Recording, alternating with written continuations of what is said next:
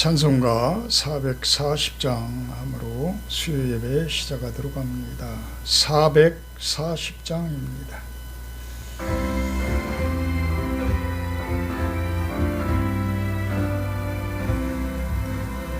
어디든지 예수 나를 이끌며 어디든지 예수 함께 가려네. 예수 함께 아니 가면 나롭고 예수님과 동행하면 고롭네. 어디를 가든지 겁낼 것 없네. 어디든지 예수 함께 가려네. 세상 친구 모두 나를 떠나도 주와 동행하면 외로움 없겠네. 가는 길이 위태하고 험해도 어디든지 예수 함께 가려네. 어디를 가든지 겁낼 것 없네. 어디든지 예수 함께 가려네.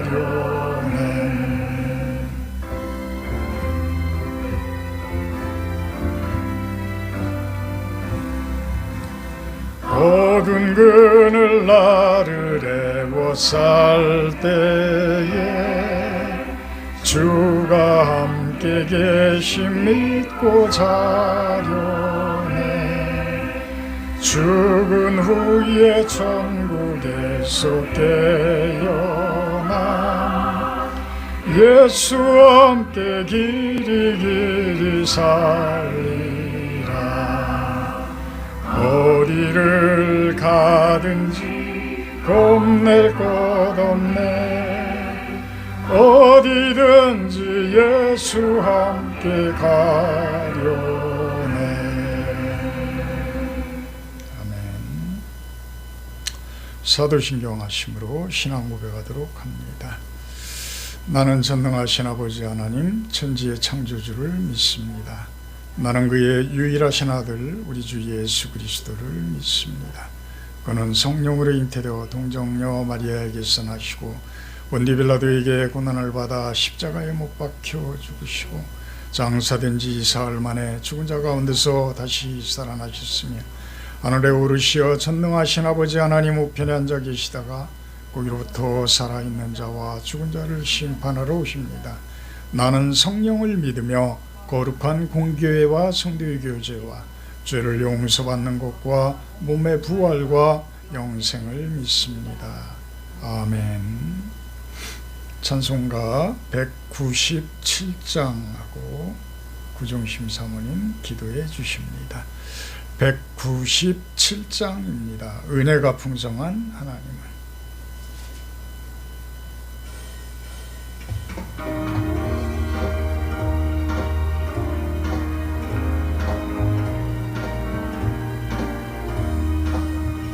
은혜가 풍성한 하나님은 믿는 자 한 사람 한 사람 어제도 오늘도 언제든지 괜찮고 보호해 주시네. 주여 성령의 은사들을 오늘도 내려 줍소서. 나의 즐거운 불길로서 오늘도 충만케 하소서. 정욕과 죄악에 물든 마음을 성령의 불길로 태우사 정결케 하소서. 태우소서. 깨끗게 하여 주옵소서. 주여 성령의 은사들을 오늘도 내려 주소서. 성령의 뜨거운 불길로서 오늘도 충만케 하소서. 물물로 돌아가신 어린 양 우리 주 예수여, 구속의 은혜를 내리시사 오늘도 구원해 주소서. 주여 성령의 은사들을 오늘도 내려 주소서. 성령의 뜨거운 불길로서 오늘도 충만케 하소서.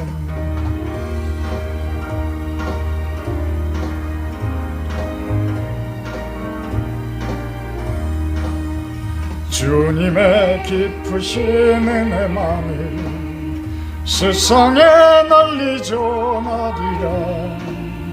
하늘의 능력과 권세로서 오늘도 입혀주옵소서. 주여 성령의 은사들을 오늘도 내려주소서. 성령의 뜨거운 불길로서 오늘도 충만케 하소서. 아멘.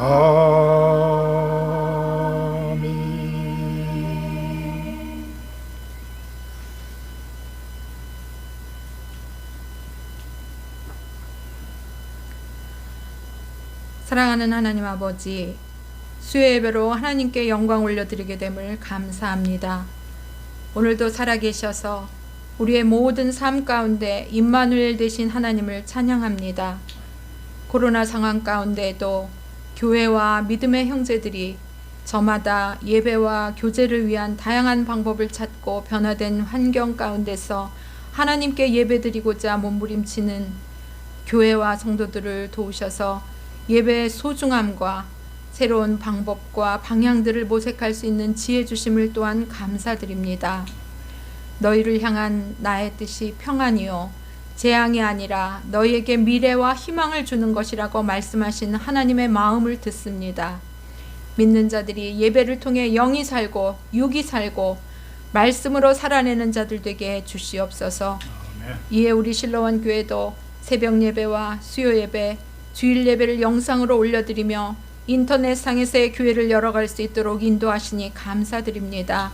모든 여건과 환경이 대형 교회들과는 비교도 할 수 없이 소박한 모습이지만 우리의 마음과 정성을 드리는 예배를 귀히 받으시고 또한 이 영상을 통해서 예배하는 하나님의 백성들에게 하나님의 기름 부으심이 임하게 하셔서 각자 처한 곳에서 나만의 예배의 처소를 든든히 세워갈 수 있는 모두가 되게 해 주시옵소서. 그리하여 우리 모두가 예수님의 믿음의 계보를 이어가게 하시고 다음 세대를 믿음으로 세울 수 있는 그러한 저희들의 모습 되어지게 인도해 주시옵소서. 오늘도 목사님을 통해서 주신 말씀을 하나님의 말씀으로 듣고 순종하며 나아가기를 소원합니다. 목사님께 신령한 은혜를 날마다 더하시고 사랑하는 성도들에게 구별된 영의 양식으로 꿀을 먹일 수 있는 기름 부으심이 있게 해 주시옵소서. 모든 말씀을 예수님 이름으로 기도하옵나이다. 아멘. 아멘.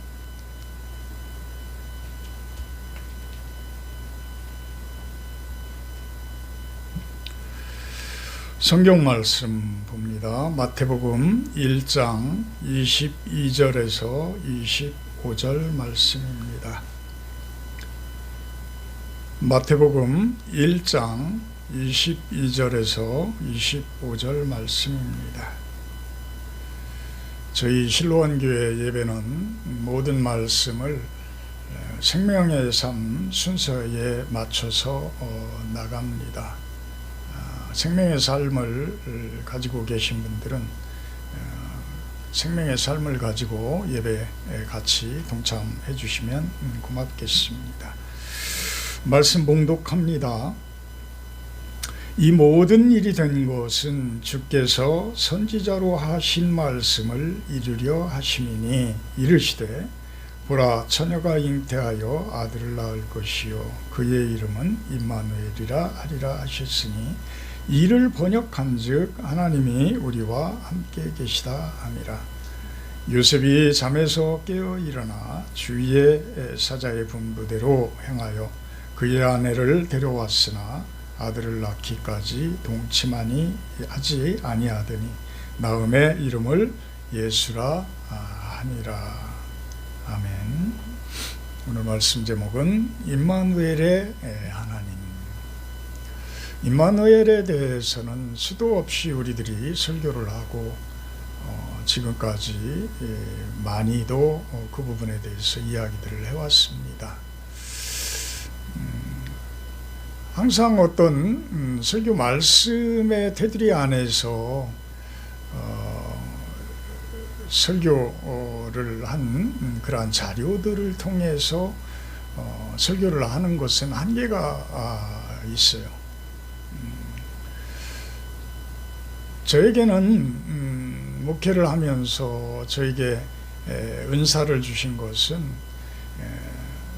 제가 사회생활을 그만큼 많이 한 것이 적용되어지는 것이라고 생각을 합니다. 많은 것들을 사회 속에서 경험을 했고 사회 속에 그 돌아가는 많은 그 일들에 대해서 다른 어떤 목사님들보다도 좀 이해를 많이 하는 편 아닐까라고 생각을 해봅니다. 그래서 저는 모든 설교가 적용 부분이 꼭 들어가는 설교를 해나가고 하고자 합니다. 사회 속의 교회, 사회적 교회라고 표현을 저는 가끔 합니다.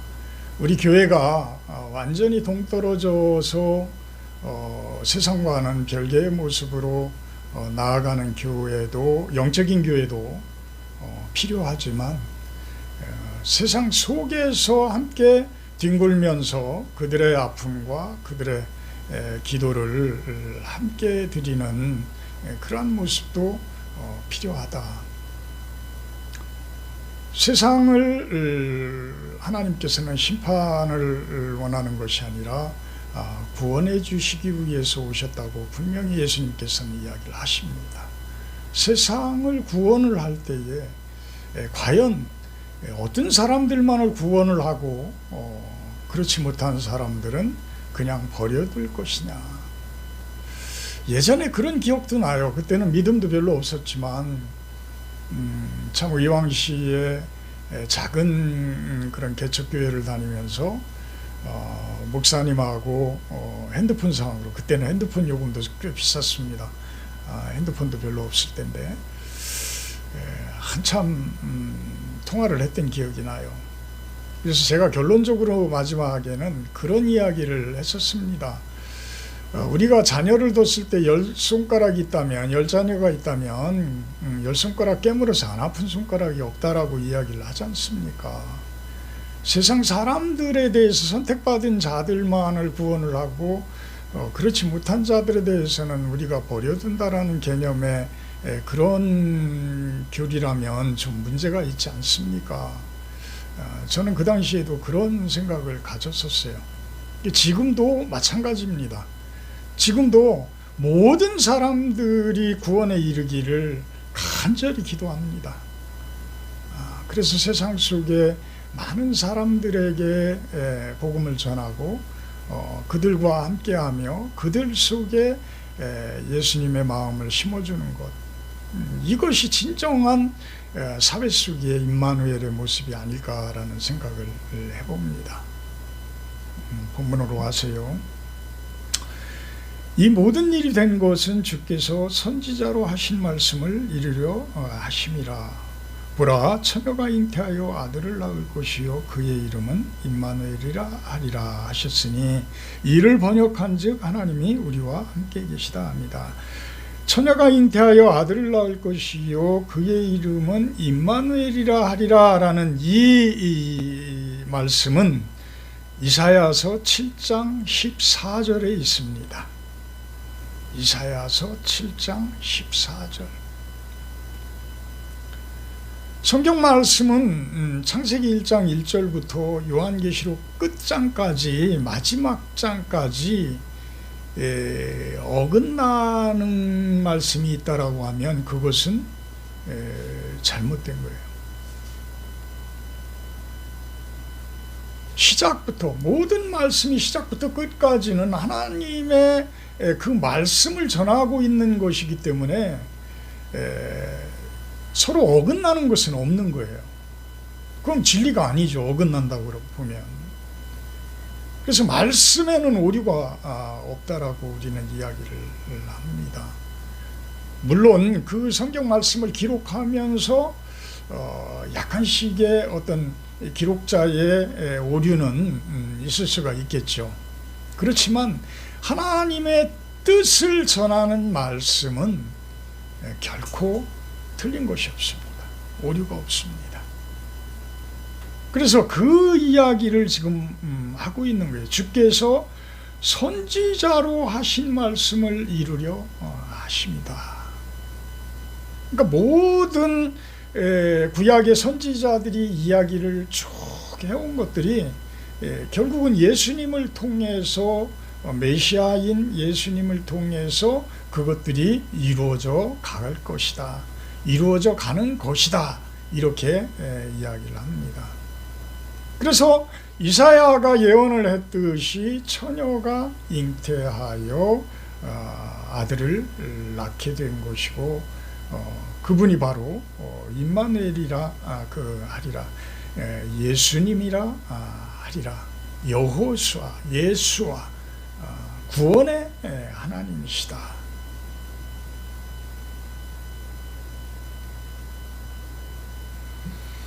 그러면서 요셉이 잠에서 깨어 일어나 주의 사자의 분부대로 행하여 그의 아내를 데려왔으나, 여기에서 요셉은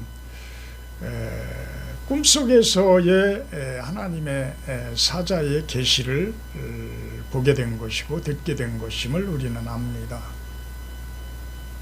꿈을 통해서 요셉에게 하나님께서 이야기를 하신 것이죠.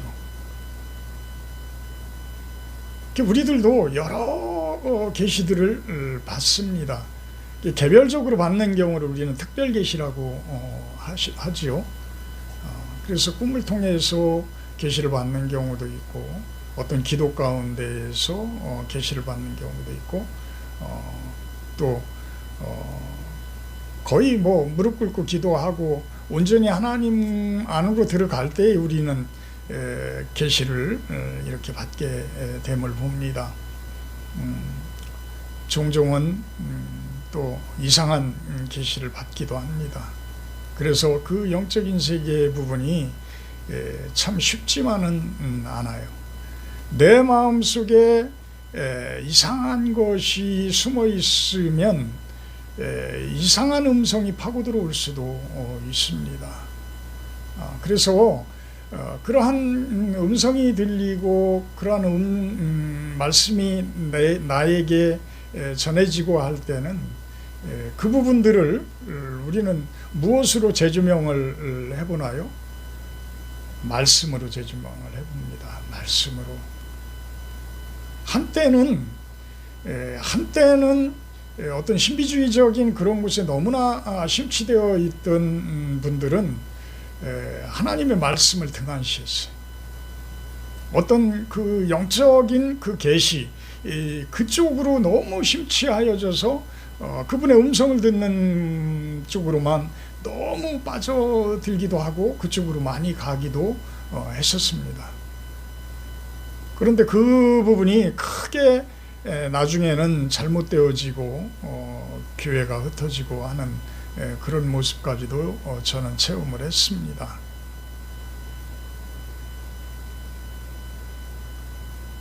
어쨌거나 하나님의 계시는 참 좋은 것이에요.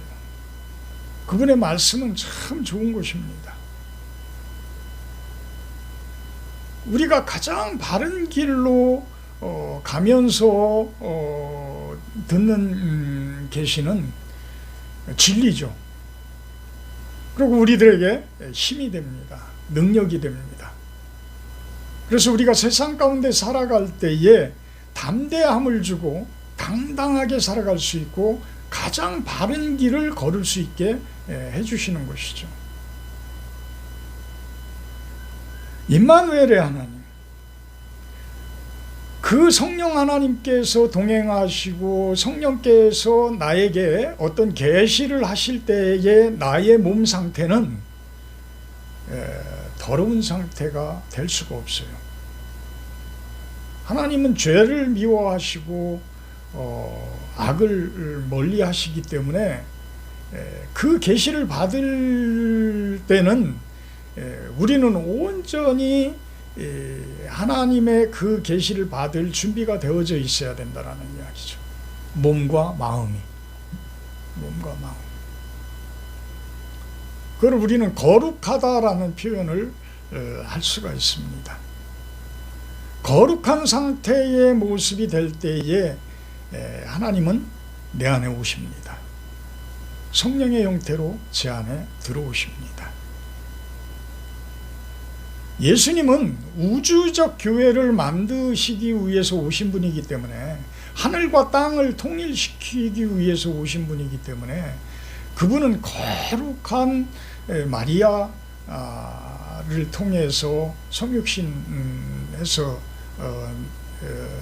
태어나시지만, 우리들은 작은 성령, 그 성령을 우리가 받기 위한 몸, 거룩한 몸 상태가 되어질 때에 정결한 모습으로 깨끗함을 입었을 때에 성령은 우리 안으로 들어오셔서 우리 안에 성령 세례의 모습으로 내 안에 더러운 것들을 또한 정결케 하시는 분임을 봅니다.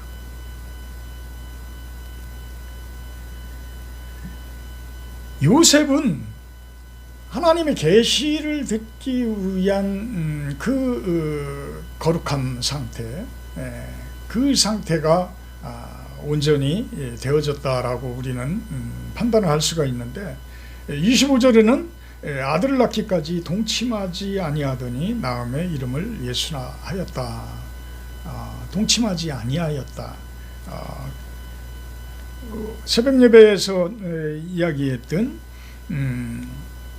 뭐예요?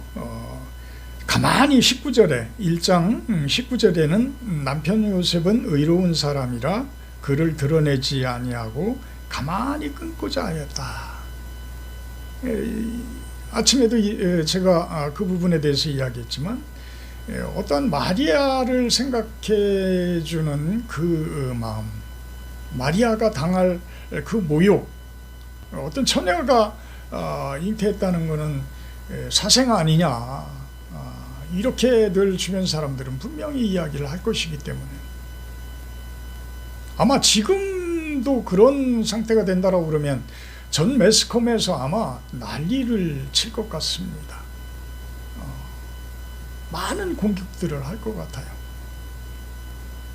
누가 믿어주겠어요? 몇몇밖에 없을 것 같아요. 손으로 셀 수 있을 정도의 사람들밖에 없을 것 같습니다. 남편 요셉은 그렇게 마리아를 생각을 해줬고, 본인 스스로의 부정한, 살아있는 사람들은 죄가 없는 사람은 없다라고 이야기를 하잖아요. 모든 사람들이 죄인들이다. 그 부분을 부정하시는 분들이 많이 있어요. 의외로 내가 무슨 죄인입니까? 교회 안 나오시는 분들이 그런 이야기들 많이 해요. 내가 죄인이라는 것을 밝혀주면 내가 그다음부터는 교회 다니겠습니다. 근데 가만히 생각해 보세요. 우리는 다 죄인입니다. 요셉은 그래서 더 마리아를 정혼을 하고서도 멀리 했던 그런 모습 아닌가라고 생각을 해봅니다. 오늘 요즘에 참 매스컴에서는 대면 예배와 어떤 비대면 예배에 대해서 참 논란을 크게 일으키는 큰 교회가 등장을 합니다. 그 부분에 대해서 우리 기독교인들은 어떻게 해석을 할 것인가? 어떻게 해석을 할 것인가? 그 부분을 제가 꼭 정답을 낸다라는 것이 아니라 그 부분에 대해서 우리가 생각을 하고 어떻게 이것을 말씀으로 해석을 해서 갈 것인가? 그 부분을 한번 생각을 해보자.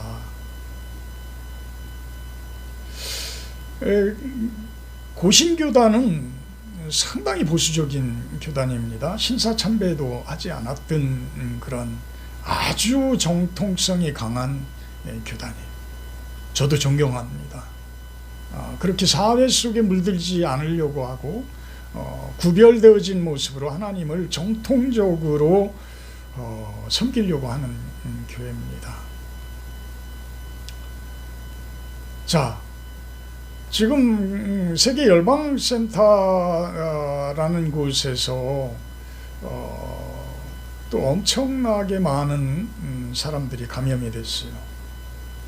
수백 명이 감염이 됐습니다. 참가한 분들이 2,700명인가 된다고 그러는데 아직도 코로나 검사를 받지 않는 분들이 계시다고 합니다. 신천지는 덕분에 그 이단성이 다 드러나면서 그 치부가 다 드러났죠. 이제는 그 일부 교회에서는 신사참배와 이 대면 예배를 비교를 하면서 이야기를 하고 그냥 대면 예배로 강행을 하는 모습을 보여줍니다. 그러면 비대면 예배를 드리는 우리 같은 경우에는 그런 신사참배를 하는 건가요? 세상 속에 어떤 사회의 병들은 자들을 치료하시는 분이 예수님이신데 병들게 하지 않게 하기 위한 일에 동참하는 것이 우상숭배인가요? 저는 여쭤보고 싶은 거예요. 그렇다고 해서 그분들을 공격하고 싶은 생각은 없습니다. 그분들은 그분들의 교리가 그만큼 정통적이기 때문에 그분들이 사회 속에서 또한 영적으로 리더해 나가는 그 부분에 대해서는 저는 높이 존경하고 또 그분들을 높이 사고 싶습니다. 그렇지만 세상이 병들게 되어지고 감염되어져서 많은 세상 사람들이 아프게 된다라고 하면 예수님은 어떻게 하실까요? 그렇다고 우리가 비대면 예배로 영상 예배를 통해서 예배를 드리는데 저는 더 은혜스러워요. 더 준비할 것이 더 많고 공부할 것도 더 많고 그렇더라고요. 왜요? 수요 예배 같은 경우에 오늘 같은 경우에 저희 사모와 저하고 단 둘이 예배를 지금까지 드려왔습니다. 제가 2012년도에 개척을 했는데 지금 21년이에요. 이제 9년째 접어듭니다. 이렇게 교회에 이제는 많은 성도분들도 오지도 않아요. 물론 우리 교회가 산속에 있고 접근하기가 많이 힘들지만 그래서 더욱더 저는 영상 예배를 준비하면서 오히려 이것이 더 큰 하나님의 뜻이 있는 것 아닐까라는 생각을 해봤어요. 교회에 나와서 접근을 해서 대면적인 예배를 드리는 분들의 하나님께서 주시는 은혜와 영상을 통해서 주어지는 은혜, 그동안 많은 안티크리스트, 안티 크리스찬들은, 기독교에 대한 안티를 가지신 분들은 교회를 다 거의가 다녀본 사람들. 그분들이 왜 그렇게 신천지나 이런 쪽으로 많이 빠져나갈까요? 저는 그 부분에 대해서 우리 교회들이 많이 반성을 해야 된다고 봅니다. 코로나19를 통해서 오히려 영상예배가 활성화되면서 목사님들의 어떤 그동안 감춰졌던 자신들의 개교회에서의 어떤 독보적인 어떤 개인적인 신학, 이런 부분들이 대중화되면서 만천하에 드러나면서 어떤 검증되어지는 그러한 것들도 하나님께서 뜻하신 것은 아닐까라고 생각을 해봐요. 당당하다면 하나님의 성전은 예수님께서 어디에 있다고 이야기합니다. 너희 안에 있느니라 그럽니다. 너희 안에 있느니라.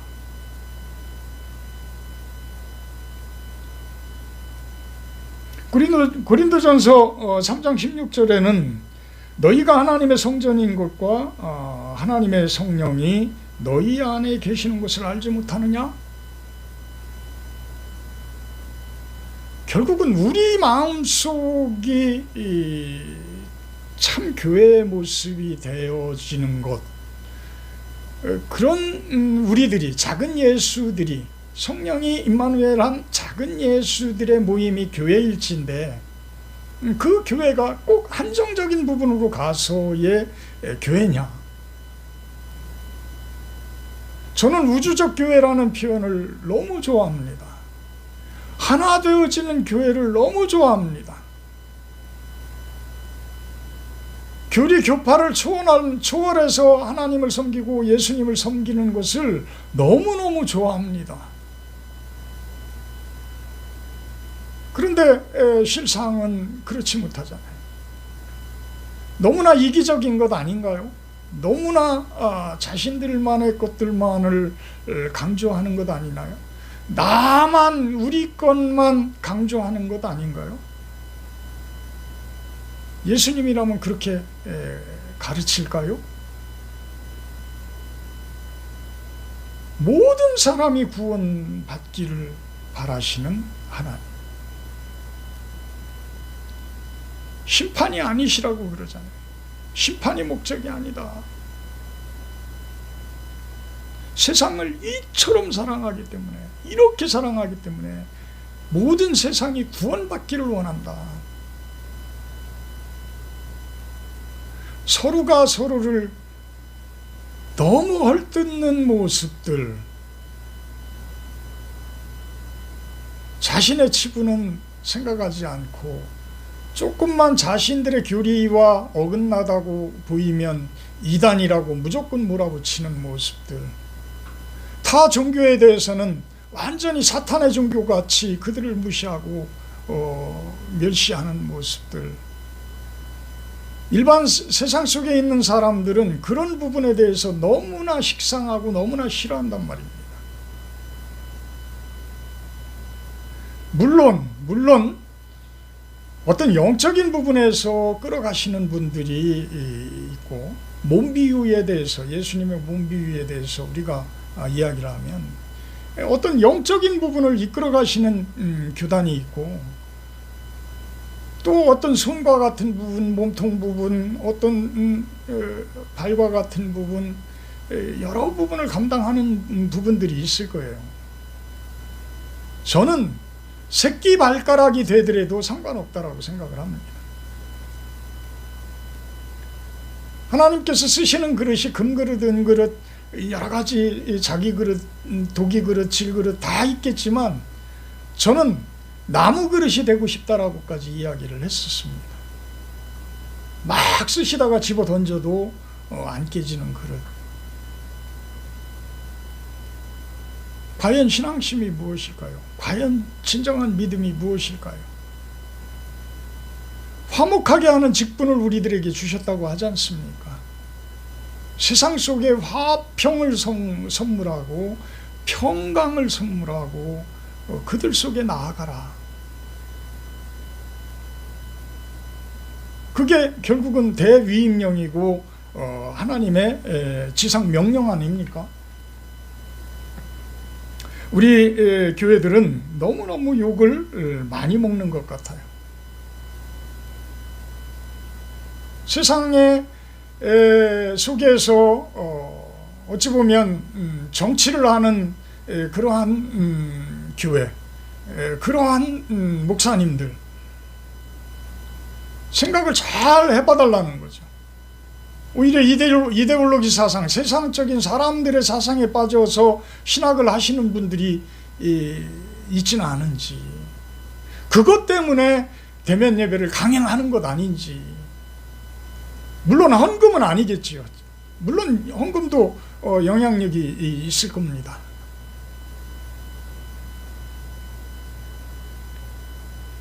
헌금 부분에 대해서도 성도님들이 그만한 믿음을 갖췄다고 한다 그러면 저는 당연히 헌금도 그다지 그렇게 많이 줄지 않을 거라고 생각을 합니다.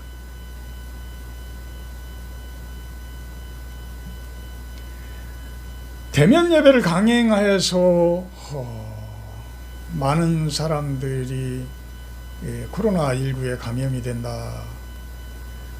지금 구상권 청구를 해서 몇십억씩 청구를 하겠다라고까지 이야기를 합니다. 그 치료비, 감당해야 될 그러한 그 의료진들의 수고, 그걸 뛰어넘으면 자영업자들 요즘에 초토화돼. 명동에 사람이 없다고 합니다. 그거에 대한 책임들은 어떻게 할 겁니까? 제발 좀 살려달라고 인터넷상에 올라옵니다. 제발 좀 살려주십시오. 그 중에 하나가 대면 예배 드리지 말아주십시오.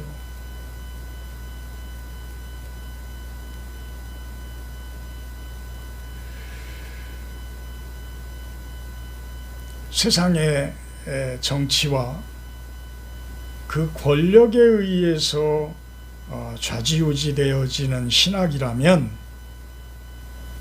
저는 감히 이야기하고 싶습니다. 잘못되어진 것이다. 진정한 임마누엘의 사람들, 그 사람들이 교회 일지인데 그 사람들이 세상 속에 나가서 세상 속의 성령을 전하는 것이죠. 그게 예수님의 크신 목적일 겁니다. 세상 속에 임마누엘 하시는 하나님, 세상 가운데 임마누엘 하시는 하나님, 그 일들을 누가 해나갑니까? 우리들 따라 하라고 하시지 않습니까? 우리 성경 말씀 마태복음 28장 마지막 18절에서 20절 보고 예배 마치도록 합니다. 마태복음 28장 18절에서 20절 말씀입니다. 예수께서 나와 말씀하여 이르시되 하늘과 땅의 모든 권세를 내게 주셨으니 그러므로 너희는 가서 모든 민족을 제자로 삼아 아버지와 아들과 성령의 이름으로 세례를 베풀고 내가 너희에게 분부한 모든 것을 가르쳐 지키게 하라. 볼지어다 내가 세상 끝날까지 너희와 항상 함께 있으리라. 어떡하라고요? 세상으로 가라고 이야기합니다. 세상으로 가서 그들을 제자 삼으라고 합니다. 저는 그래서 세상 속으로 가고자 하는 그러한 교회였으면 좋겠습니다.